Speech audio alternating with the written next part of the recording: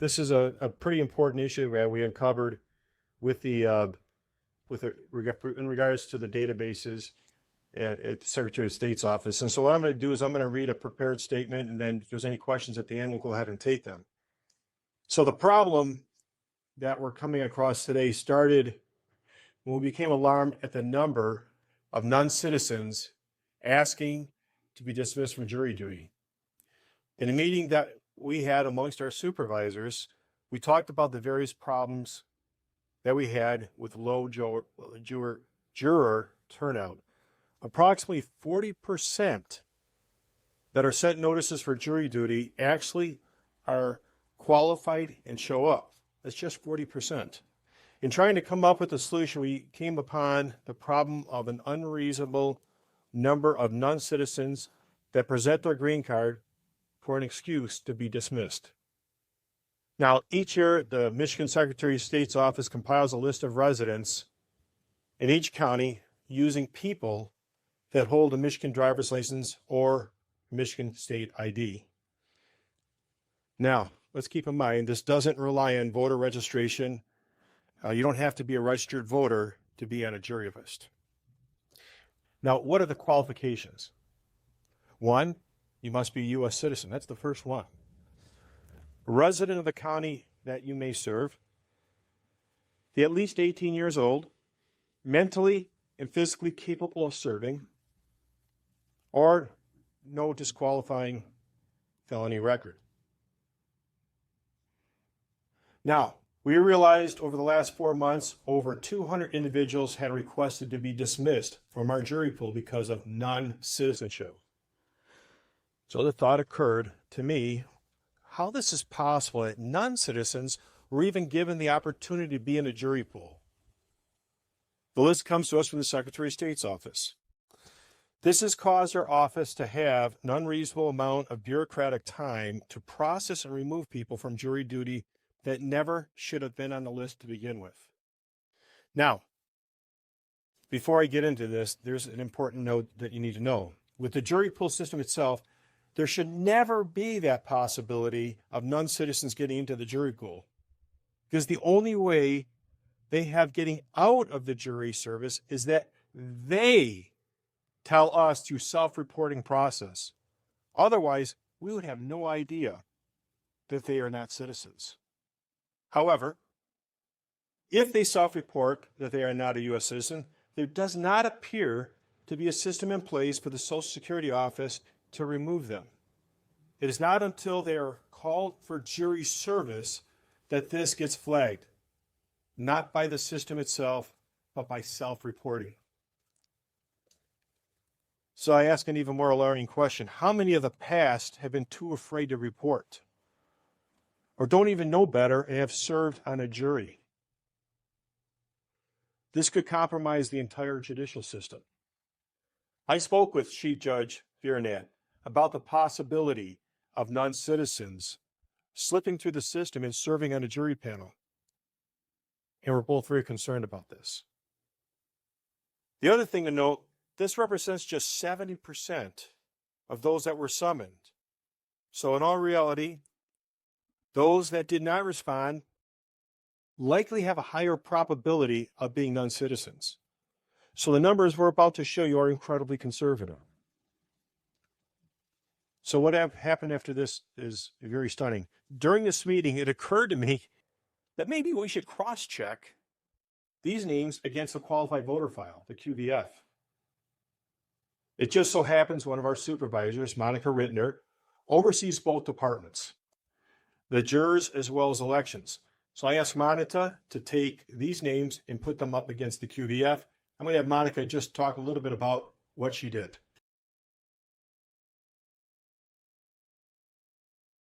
Thank you, Clerk Forlini. As Clerk Forlini was directing me to begin this process of comparing the data, I could tell by the look on his face, which I have seen several times in the past, that we may actually be on to something. For some time, Clerk Forlini has tried to determine whether non-citizens exist on the voter rolls.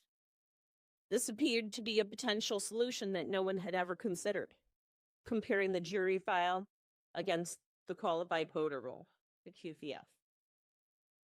Our election staff looked up the files in the database as we had recently done, where we had removed 300 deceased voters over the age of 100.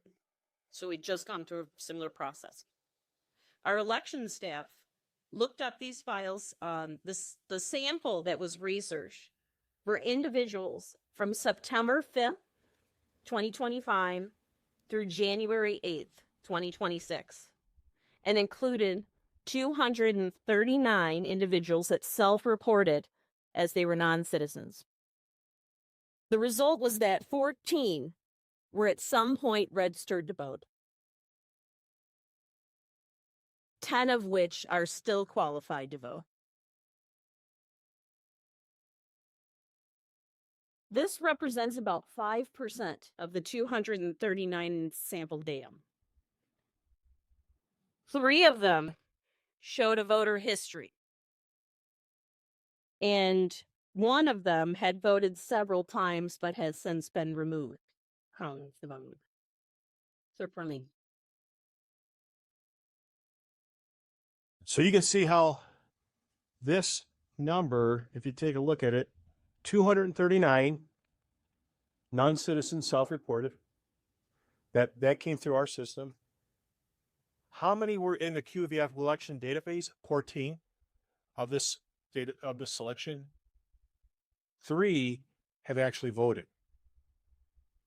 1 actually, as she said, voted multiple times. So this represents 70% of the juror candidates, so you know that that number is somewhat higher in this selection. So pay attention. 5% of these non-citizen ended up on the QVF. 5% of the non-citizens. And of that, 21% actually voted. It's pretty serious when we talk about having a clean voter roll. All these cases of the ones that voted are going to be forwarded to the proper authorities. Or working with Frank Krisha to get that over to who needs to see them. So, as many in the public suspect that non-citizens were on the voter roll, it is important for us to understand the scope of the problem as we press forward in finding a solution to this very important problem. Election accuracy, integrity, and security are a primary objective. And I just introduced you to Monica Rittner, but there's a person behind me that probably does, 2 people are actually behind me that don't need introductions. One in particular is Candace Miller, who was our Secretary of State. And I'm going to have her talk a little bit about the QVF, and she has a few more things I'm sure to talk about, right? Thanks very much, Clerk Forlaney. I'm absolutely delighted to be here today. And I'm here because Tony has asked me to come in my former capacity, actually, as the Michigan Secretary of State, where I had the great honor and privilege of serving the citizens of the great state of Michigan for 8 years. A lot of people remember me as Secretary of State because of how we transformed the branch offices. But the truth is, we did the same kinds of things in the elections department, because the Secretary of State, as you all are aware, is the chief elections officer of the state of Michigan. When I first walked into the Secretary of State's office, one of the things that I thought was interesting was, and this is really because Michigan is a state where we are very focused on local control, which is great. I mean, if you went to Florida, for instance, it would be the county clerk who maintains the voter registration rolls. And that is the case in many, many states. So it's the county that does the voter registration and is the election officer. In Michigan, it is every local municipality, so every township, every city, every village. There are a little over 1,800 various local units where those clerks maintain their voter registration rolls, which is great. However, when I first became the Secretary of State, and we started looking at how some of the clerks were handling the voter registration rolls, you'd find some places where there hadn't been any updates to the voter registration list for a long time. In very small communities, they were keeping them in a box under their desk. These are things that were happening, and through nobody's fault. However, because the Secretary of State in Michigan has a unique situation where not only do you run the elections, you also have the motor vehicle registrations. Again, there's only 3 states in the nation where the Secretary also does the DMV. So Michigan is one of them. And so we had both of these lists, right? Our databases. And so we started looking at how we could take both of these lists and sort of meld them all together to clean up the list and have a statewide qualified voter file. When you hear of a QVF, that had its genesis in the 1990s when I became the Secretary of State. It took us several years to actually do this, and it was a lot of work on behalf of all of the local clerks in the Department of the Secretary of State to do that. So we created a statewide voter registration file because you are much more likely, quite frankly, if you move, for instance, from Sterling Heights to Warren, you might not go into the city clerk of Warren and change your voter registration, but you are probably going to go to a Secretary of State's office to change your driver license address, right? So the Secretary of State is really where most of the voter registration happens, and so appropriate that they would be doing this. But at any rate, we went through the entire list, and I will never forget when we finally melded everything all together. At that time, we deduped the system. We took out all the duplicates, etc. I mean, we had one household where there was a Bob, Bobby, Robbie, Robert, all at one household. And then after that, there wasn't 4, there was only 1. And when we did this, we took out about 800,000 names of the voter registration files in the state of Michigan. So we then had really the gold standard with the qualified voter file. And that was a very, very important thing. And one other thing that we did, which I think also really helped clean up the files, is we had a lot of usually students or other people who might have, they might have dual voter registrations. And no, again, not always because, of any kind of, nefarious ideas here, but you might be a student. Again, maybe you live in, Sterling Heights and you're going to MSU. And now you're registered there and you're registered up in East Lansing. Now we passed a piece of legislation when I was a secretary that said the only thing that you can do, you can only have 1 voter registration at wherever your driver license is. And so that, again, really cleaned up the system. So I appreciate Clerk Ferlini bringing up some of these things, not just because I was a Secretary of State. As some of you know, my husband was a judge here on this circuit, on the 16th Circuit here in Macomb County for 12 years. And I remember him talking about coming in to talk to the jury pools and everything. And, it is so important that we maintain the integrity of our system, not just for voter registration, but for our jury pool. We want citizens to participate in both things. Citizens being the operative phrase there. Thank you. Thanks, Candace. For some of that, I got a little lesson today. I think we all did. Joe Aragona, who's a state representative in Clinton and Macomb Township, is my legislative aide back in Lansing, and he heard I was doing this. He says, "Hey, I want to come see what it's all about." So, you want to say a few words? Sure. Good. Yeah, I'd like to thank Clerk Forlaney for bringing this forward. After seeing the data, after having some conversations with him, obviously this is a serious issue we need to look into. And we have the clerk of the 3rd largest county in the state, as well as a former Secretary of State, showing what this data is, what this process should be. This is something that I think needs to go before our oversight committee in Lansing. As many of you know, we've had a far more robust oversight process in the House of Representatives over the last year that'll continue into the following year. We need to subpoena a number of elected officials.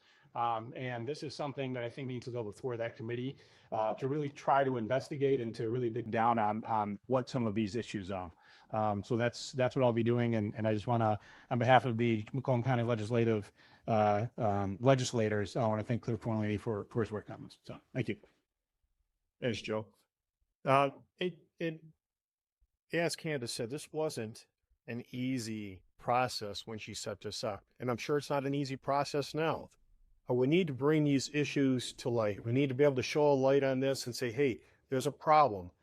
And so the Secretary of State offices need to verify all applications against federal databases. I think this is critically important so we know where people are going and where they're headed. I think President Trump made a proposal on that already. For those, particularly those that self-report with no evidence of a Social Security number before they're allowed to be summoned for jury service, as they may end up on the QVF. I want to show you a quick slide here of what I'm talking about. If you see, this is a registration application to vote. The first question is, I am a US citizen, yes or no? Now you got to understand some people with a language barrier, yeah, I'm a citizen. I live in Clinton Township, right? They don't really maybe understand the full context of this, possibly. So they might say yes. Well, how do you prove it at that point? All you need to do, if you go look down a couple boxes, just ask for a driver's license. Maybe you don't have one. How about a Social Security number? Maybe you don't have one. Then all you need to do is check off the box. I don't have a valid Michigan issued driver's license or a Michigan issued state ID or Social Security number. And you're in. And you're in. That's possibly how these people have slipped through the process. There really needs to be a better system to check who these people are. Are they on the voter rolls because they're citizens? Or are they on the voter rolls because they self-check themselves in? And if they do, what's the punishment? Is there anything going on?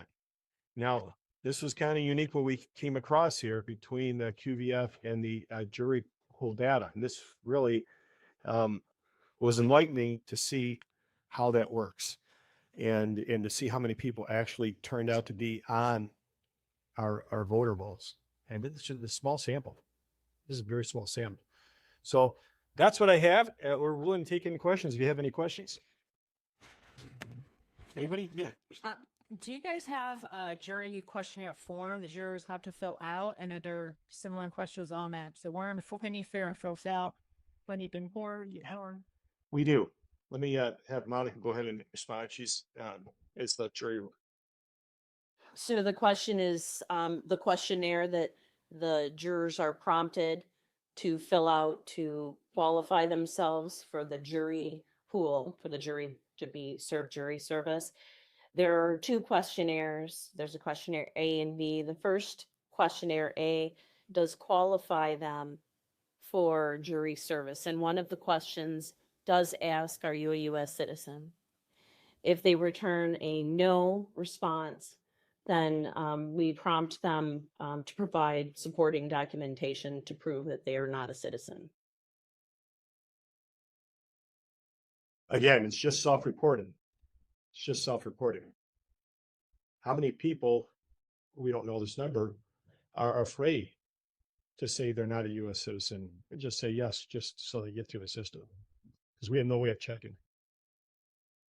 Did you communicate with Secretary Benson before this press conference, and what was that conversation like, if so? We did. We made a call, asked about these people that are on the system, not specifically with the secretary, but with an employee. And I think, Monica, what was the conversation like? I did make a call to Secretary of State's office to verify procedure to remove the individuals that we did identify from the voter roll. And the response was that we're not going to touch this. Those exact words? Yes. Say a non-citizen is for jury duty, and they're afraid to show up. What do you tell them? Afraid to show up, or they do show up? Either one, I guess. Well, it's two different things, right? I mean, there are people that do not show up, and at that point, they would get a show cause if they haven't responded. Typically, if they do show up, that's a problem we never addressed. We'll have to talk to Judge Burnett about that. He was alarmed when I told him what was going on. It's going to be up for the court system. Could you, or would you have to just have time to go back further? Because only goes back to last September, frankly. So, could you go back a year or two and get more data? Well, Yeah, do that. the reason we went back to September is we updated our jury software system to a whole new system. And so that's as far back as we go, but we are monitoring it as we go forward. I don't know if we were able to go back beyond that. It might be difficult. I don't think they want to. I hold expressions. Oh, okay. Sorry, some spray. We're looking into it. So, do you know of any non-citizens that serve on Pacheco? I do not. We wouldn't know that. It's self-reporting, right? That's the problem. It's self-reporting. Just talk about the severity in depth once again. Like, just reiterate how serious this is. On which level? On the jury level, if I was an attorney, I'd want to take a look at the jury pool we had if it wasn't in their paper. That's pretty serious, if you ask me. On the election level, we're forwarding for a potential felony charges for those that voted that were not citizens. And that's being forwarded to our attorney, and we'll see what happens after that. Our job is to report it, not to prosecute it. How surprised are you that this has never come up to our website? It's interesting. I brought it up to a couple clerks, and they go, "Oh my God, the thought never occurred that you can look at those two databases." And I have the authority to look at both databases because I'm the clerk in both. And now we were able to cross-check it and say, wow, right? So, when I brought up to Candace, she says, "Oh my God." I mean, this is something that is I think very big, very big. Nobody should get through the system. Every vote matters. Every vote counts. And so, when you have people that we have found just through this system that are non-residents, think about the ones that didn't reply. They probably thought to themselves, well, I'm not a citizen. I don't have to serve on jury duty. I'm not even going to respond. It's probably a high number of those. Those are the state they law on this and something. Well, I showed you how it works. It really doesn't. They don't check. And that's part of the problem in the state of Michigan. There is no check by the Secretary of State's office to find if these people are on the voter rolls or that are citizens. This is something that needs to change. Self-reporting doesn't work. I have two more questions. Beautiful. I might have extra in the future. Who knows? So I apologize if I might have missed this in your presentation, but when it comes to how much power do local clerks have when it comes to cleaning up the qualified voter file, or is it all up to the Secretary of State on their level? It's at both levels. So the Secretary of State does have a role in removing the ones that they see, but the local clerks are the ones that eventually take people off. So the 300 that we found, we sent on to the local clerks to have them removed. Have you confirmed with them that they've removed those individuals? We're keeping an eye on it. I know that you're here in your official formal capacities, Macomb County Clerk, but I do want to ask you as a SOS candidate, Lieutenant Governor Garland Gilchrist just announced that he's running for SOS. So far, you've had the highest name ID among all candidates. Now, Garland Gilchrist is in the running. What's your thoughts, Robert? I'm going to say this. I'm here as the county clerk today, and I'll respond as the county clerk. Those are political questions that are for another time.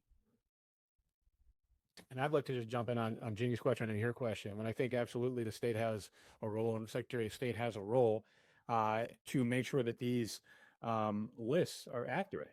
And I mean, you should be doing what you can to ensure that the lists are accurate, that, for instance, deceased are removed, the non-citizens are removed, that they're not being sent for jury pools, that they're not being put into a qualified voter file.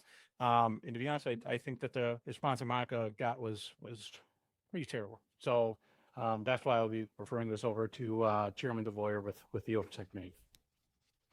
You can be, if you're here and you have a green card, right, or you have a valid visa or something like that, obviously you can get a driver's license in Michigan. But again, you still have to check that you're a non-citizen. So there certainly is that as well. And the Secretary of State, I know, does work with, for instance, the Social Security Department. Goes to all the DMVs or whoever is maintaining voter registration files, et cetera. When somebody, that somebody is deceased. So they have that. And, you know, again, I can't comment on how quickly they're doing that now. I mean, I've been out of that job for, for 20 years, but there are ways that they can check, and there's some interstate various kinds of databases that you can cross-check with, certainly for vehicle registrations and those kinds of things. Driver license, right? Was driver license and that kind of thing. I don't know exactly to what extent they're doing that, but there is a lot of cross-checking that has to happen and should be happening there. I think it's not going to catch everything if because of this problem where you're self-recording, but it is a way to keep clean the system. Oh, that was something I was going to ask when it comes to these individuals that revealed themselves being non-US citizens. Who were they? You know, were some of them here on work visas or some of them here? Did you have to reach out to federal enforcement? Who are some of these people? Well, I think you're referring to illegals, right? But this isn't what we're talking about. We're just talking about non-citizens that are here working, have a green card, and were summoned for jury duty. That's it. And that's what we get. We get proof from them. Again, if they're here illegally, my guess is they're not replying to us. We're just staying away. But I just wanted a couple questions are coming through about Monica. You did follow up with the Secretary of State and the part that they couldn't hear what that outcome was when you asked them to help and get the illegals off the voter records that you found, and not the so in what vote or actually come for jury duty. What was the response? The full response was that that this would need to go through local clerks, but that they would not touch it. Do you know who you talked to specifically about that? Your name? I do. Would you like to suppose that? Not at this moment. Can there see, I guess, a good thing that the locals maintain the rules, or does he said solution as one of a few states that does, or is it better than county? No, I think it's fine. I think our system is fine. I'm big about local control. That probably came because I was a township supervisor at one time, but I think it's fine. And I'll tell you one thing: we have some of the best clerks anywhere, I think. And even in Macomb County here, we have some excellent clerks, local clerks, municipal clerks, and they take their role very seriously. Many of them have all kinds of certification for the jobs that they do, and I know they work very closely with the county clerk here, with Clerk Porlini. But I don't think there's anything wrong with our system. I think it can be a strong system, but I think the Secretary of State, you know, as I say, when I came in and we had all of these individual systems, listen, technology is happening, right? It's evolving. It's evolving all the time. We can all do a better job. And having this qualified voter file really ensured that Michigan was again on the leading edge, at least at that time, because I remember there were a number of states around the nation that were tracking what we were doing, and we helped. At that time, Chris Thomas was the election director, and he really, I remember him going around helping other states set something up similar to what we were doing here. Teddy, is this again was based off of lone juror turnout or jury hold turnout, correct? Yeah, you know, we have weekly meetings with my management team, and we talk about the amount of work and what's going on. And I'm always trying to cut the bureaucracy out of everything we're doing. And it's happened across all the way across. That's why we've won 2 national awards on operational efficiency and innovation. And so we look for more and more ways to find ways to reduce the amount of work our employees have and add value to the residents as opposed to just doing bureaucratic things behind the scene. And when we saw that there was over 200 that were coming through the qualified voter, I'm sorry, through the jury pool that we have to respond to, that we need to ask for proof, that somebody needs to present that proof, and we go through removing them off of the jury system, that's unnecessary work that's being done by our employees. And it's all stemming from the fact that at the very beginning of the process, it's a flawed process that's too loose. The protocols are not proper. And so things need to change either at the legislative level or at the Secretary of State's level if they have that authority to remove or to check every person, particularly those They don't have a social security number or a driver's license or any information. They just have a name and they say, yeah, I'm a citizen. So what are the plans for going forward? I mean, this was a look from September 13th, right? So what is your opportunity for? So this is going to be something that's going to be ongoing. Well, we have a specific database that, what do we call them? These people that for Jury candidates. jerk, it's non-permanent. Oh, that's all. Non-permanent disqualification. That's what we're calling it. Non-permanent because they could become a citizen, right? At some point in time. And at that point, they could serve on a jury and they could vote. So it's non-permanent. It's a special classification weed. There was just some cases in St. Clair Shore, the potential voter for, one conviction of 11-0. Do you think the same charges will apply? Yes, I can't comment on that. It's not my job. My job is to report it. Who would file the charges? Is that something from the state level or the county level? We're reporting it. We're giving it to our corporate counsel. He's going to handle it from there. He's sitting behind you, but I know he does want to talk. It's going to go. We're going to hand it over to our corporate counsel, and it's going to go from there. Thank you. Well, thank you. Appreciate it, everybody. Appreciate you for coming out. Thank you.